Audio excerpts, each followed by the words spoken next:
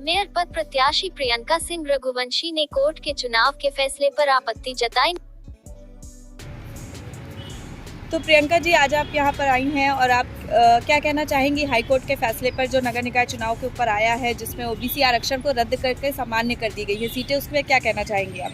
देखिए, पहले तो बात अगर हम ट्रांसजेंडर राइट्स की करते हैं, जिस कैटेगरी से हम आते हैं उस कैटेगरी की अगर हम बात करते हैं, कुछ समय पहले सुप्रीम कोर्ट का जजमेंट आया था दिल्ली से। उसमें ये बोला गया कि ट्रांसजेंडर को हम ओबीसी कैटेगरी में ऐड ऑन करेंगे, ठीक, जोड़ने के लिए बात करेंगे।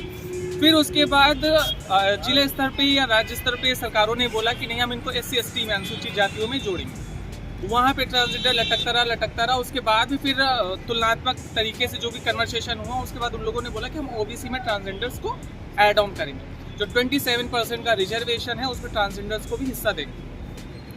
मौके पे होते होते धीरे धीरे आज जब फर्स्ट राइट के बाद में 5 साल बाद जब आज निकाय चुनाव आए, या समाज में हम बराबरी का हिस्सा ले रहे हैं, या योगी मोदी के नेतृत्व में ट्रांसजेंडर्स की इतनी सारी चीज़ें करी जा रही हैं। दूसरा, अभी योगी सरकार ने जो है आपका ट्रांसजेंडर राइट्स का एक आयोग बनाया, ठीक है, ट्रांसजेंडर वेलफेयर बोर्ड का निर्माण करा।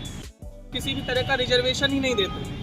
अगर हम ट्रांसजेंडर और LGBT सोसाइटी की अगर हम काउंटिंग करते हैं तो कम से कम 25 से 20 लाख पर्सन जो है उत्तर प्रदेश में रहता है हमारी कम्युनिटी का। बस ये है, काफ़ी जगहों पे जनगणना ना होने की वजह से, मूलभूत डॉक्यूमेंटेशन ना होने की वजह से समाज पीछे है, ये सारी चीज़ें। लेकिन सुप्रीम कोर्ट के बीच में हम लोग जाने का प्रयास कर रहे हैं कि जा करके अपनी बात को, अपनी आवाज़ को वहाँ उनकी गवर्नमेंट के बीच में रखें। क्योंकि जैसे गवर्नमेंट ने बोला था सुप्रीम कोर्ट का, और जो भी चुनाव जब प्लान आउट होते हैं तो पहले जातिगत अकॉर्डिंग जो सर्वे किया जाता है, वैसा भी कोई सर्वे नहीं करा गया। अभी हम ट्रांसजेंडर्स को छोड़ देते हैं, तो उसके बाद का जब हम कन्वर्सेशन करते हैं तो जो ओबीसी जातियों, ओबीसी के अंतर्गत जो जातियां आती थी उन सबको भी हटा दिया। बोल दिया कि जो भी ओबीसी की जातियां थी उन सबको हम एक साथ लेकर के वहाँ पे जनरल चुनाव लड़ेंगे।